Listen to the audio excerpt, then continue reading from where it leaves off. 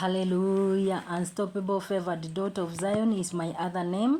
Namshukuru Mungu kwa ajili ya siku nyingine ambao amenikaramia, amenipa wakati mwema ambao nitazidi kuendelea na safari ya wokovu platform.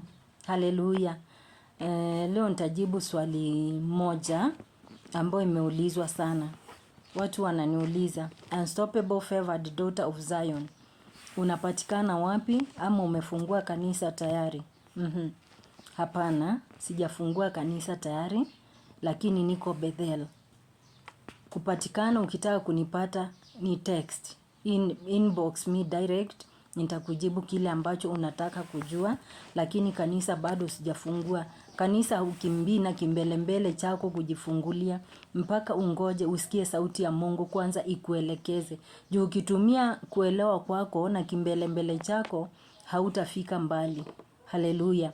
Kwa hivyo niko Bethel, niko kipindi cha kungoja. Bethel ni sehemu ambapo Jacob baada ya kukimbizwa na brother yake Esau alienda, na wakati anapumzika akasikia sauti ya Mungu. Mungu akanena naye pale. Kwa hivyo niko Bethel, niko kipindi cha kungoja. Haleluya. Kupatikana napatikana, si hata sasa nimepatikana. Naendelea na testimony.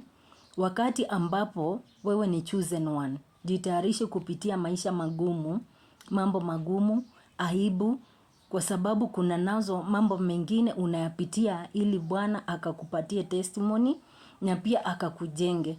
Kwa sababu wakati unatumika utakutana na mambo mengi, utakutana na watu wa aina nyingi. Kwa hivyo lazima upitie mahali, uwe na testimony. Bila testimony itakuwa kutumika nao ni shida, ni ngumu, kwa sababu haujajaribiwa na haujapitia mambo, na kuna mambo mengi unafaa kujua. Kuna kuachwa na marafiki, unapata uko na marafiki lakini bado unajipata uko peke yako. Hata ule rafiki wa dhati ulikuwa unafikiria ndio rafiki wako, hawezi akakuacha, unapata hauna. Unapata unawapigia hata wengine simu hawarudishi, hawachukui, hawapokei. Wengine unawatumia hata message hawajibu. Mwingine unampigia anakutumia ka message kakwambia I will call you back, na hata piga. Haleluya. Lakini wewe wakikuhitaji, wanataka hata kama ni saa 6 usiku umelala, wamekupigia simu uamke upokee. Haleluya. Na hiyo ndio kutumika. Hakuna cha hasira hapo, na hakuna cha kufuata watu waulize nilikukosea nini. Na tena pia kuna sababu nyingine ya watu kukuondokea. Mungu huwa yuko kila mahali, na huwa anasikia mambo mengi ambayo tunaongea. Especially wakati watu wamekaa mahali wanakupangia njama ama wanakuongelelea. Na jambo limuudhi Mungu, atawaondoa tu bila sababu. Kwa hivyo wakati unaomba Mungu akuondolee maadui na uone marafiki wameondoka, usiwatafute kuuliza niliwakosea nini. Ujua hao ndio adui zako number 1. Haleluya. Ikafika wakati mmoja nikiwa kwa madhabahu moja, mtumishi wa Mungu akaniamini na madhabahu yake. Akaniambia leo ni wewe utatufanyia matangazo. Lakini kwa sababu moja ama mbili mke wake akawa amekwazika, hajapenda. Nilipofika wakati wa kufanya matangazo, mimi nikipanda kwa madhabahu lazima niimbe wimbo, hata kama ni moja. Niwe naijua ama sijui, nitaimba. Na nilipoanza kuimba, yule bibi akiwa pale alinipigisha macho hivi. Akafanya kichwa hivi. Mimi naelewa anachomaanisha. Lakini alitoka pale na hasira. Amekuja kwa madhabahu. Akanyakua mic. I told you to make announcement.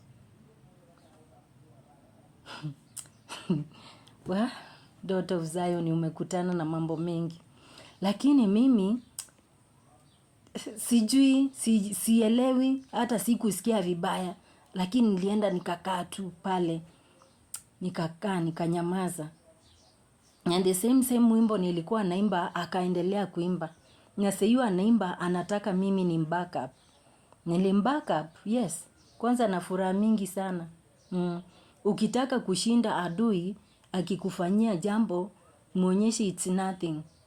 Yeye mwenyewe atabaki akiaibika. So, watu walianza kunifuata. Kama ni mimi ningechukua bagi yangu niende nyumbani, kama ni mimi ningefanya, kama ni mimi ningefanya, ni wewe sasa. Wewe fanya yako na Mungu afanye yake.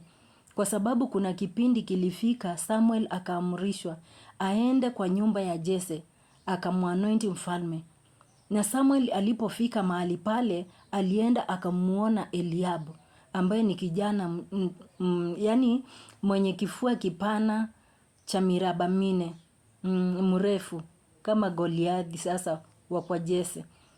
Alipomuona yeye akafikiri he is the one, lakini Mungu akamwambia hapana, siangalii kile ambacho unaangalia, siangalii nje, naangalia ndani.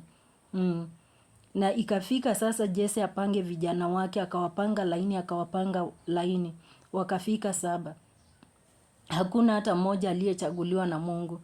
Na Samueli akamwambia hakuna yeyote amechaguliwa hapa, lazima kuwe kuna mmoja, yuko wapi? Na kwa sababu Daudi hakuwa anahesabiwa mahali kwa nyumba ya Jesse, alikuwa anaitwa mchunga kondoo, ilibidi atumanwe. Na Samueli akaamurisha kwa ile nyumba, akasema hatutakaa mpaka akuje. Haleluya. Hatutakaa mpaka aje Daudi afike. Kuna kipindi ambacho Mungu ataamurisha watu waliokudharau wakose amani mpaka wakuheshimu, in Jesus name. Na Daudi akatumano, na alipofika Mungu akamnenea Samueli, akamwambia is the one, anoint him. Akaanointiwa.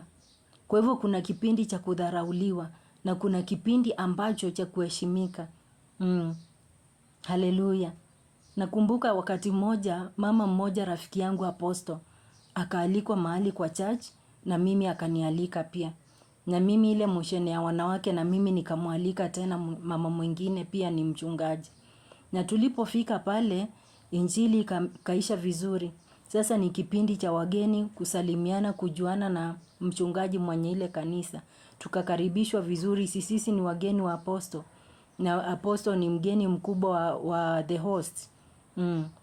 Tukakaa, tukazungumza, na ikafika sasa wale ambao tulikuwa tumekaa nao, our host nao, mmoja akasema, Lina, natamani upate nafasi siku moja, hata kama ni this coming Sunday ukipatikana, uje utuhubirie. Lakini yule mchungaji nilikuwa nimeenda naye aliruka juu akasema, huyu alikuwa anafanya kazi ya baa. Haleluya. Amesahau kana kwamba sio kufanya tu kazi ya baa, nilikuwa na baa yangu, biashara yangu mimi mwenyewe. Na sikusurutishwa na mtu yeyote nifunge. Nilifunga wakati nimeokoka, nikaiuza, sasa ndio nikaanza biashara ya nini? Ya kuendea mzigo Kampala, mzigo mzuri pale Magomano Exhibition. Lakini yeye aliangalia kile cha kuleta aibu, hakuangalia kile cha kuleta heshima. Hata soda tulikuwa tumetumaniwa, tulikunywa, hata sijui ilienda wapi. Lakini baadaye nilirudi pale na nikapata nafasi, nikatoa testimony na nikakubalika. Sio kila mahali umeenda unafunguka unasema kila kitu. Kuna time ya kusema kitu na kuna wakati wa kunyamaza. Kuna wakati wa kunyamaza. Usiwe tu unaingia tu mahali unaropokwa kila kitu. Utanyimwa soda ama chai iko jikoni inapikwa, irudishwe iwekwe huko ndani badala upatiwe unywe. Jifunze wakati wa kusema kitu. Lakini bila shaka najua kile ambacho Mungu amepanga kwa maisha yako lazima kitimie. Kwa sababu ukiangalia first Samuel 16:6-13. Samuel akasema hatukai, hakuna mtu atakaa hapa na hakuna kukula mpaka Daudi afike. Mungu ataamurisha siku moja waliokudharau, hakuna kulala mpaka wakuheshimu. Waliokunenea mabaya, hakuna kunyamaza mpaka wakuje wakiri kile ambacho walikunenea. Waliokupiga vita, watakosa amani hiyo siku mpaka wakuje wakuambie machoni kile ambacho walikufanyia, in Jesus name. Haleluya. Safari ya wokovu si bado inaendelea, in Jesus name.